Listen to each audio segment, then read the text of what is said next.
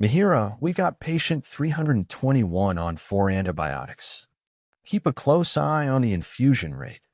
It's crucial to maintain a steady drip to ensure optimal medication delivery. Got it, Mario. Anything specific to watch out for? Yes, a few things. The patient has a history of allergies, so monitor for any signs of an allergic reaction, like rash, itching, or difficulty breathing. Also, check the infusion site regularly for redness, swelling, or pain. That could indicate infiltration. And if the patient complains of any discomfort or pain at the site, slow the infusion rate immediately. Okay, I'll be vigilant. I'll also document the infusion rate, medication, and any changes in patient condition. Good, Mihira. Remember, if you notice any abnormalities, don't hesitate to call me. Patient safety is our top priority.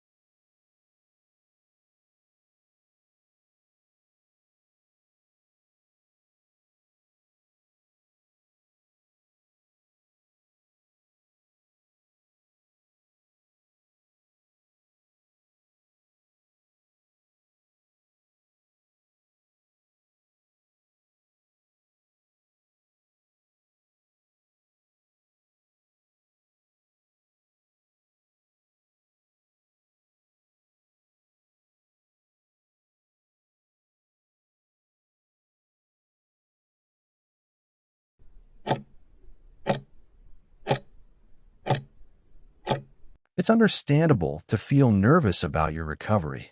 Everyone heals differently, and it's natural to have some concerns. Mihira, let's talk about your recovery measures. It's important to gradually regain mobility, starting with gentle movements as advised by your healthcare provider. Moving regularly, even in small ways, can prevent complications like stiffness or circulation issues. Breathing exercises are also essential, as they help keep your lungs clear and reduce the risk of complications. Taking slow, deep breaths and following any specific techniques recommended by your care team will support your recovery and overall well-being. While it's natural to want to resume normal activities quickly, avoiding heavy lifting and strenuous tasks is crucial to prevent strain on your body. Your healthcare team will provide personalized activity guidelines, and following them carefully will ensure a smoother healing process.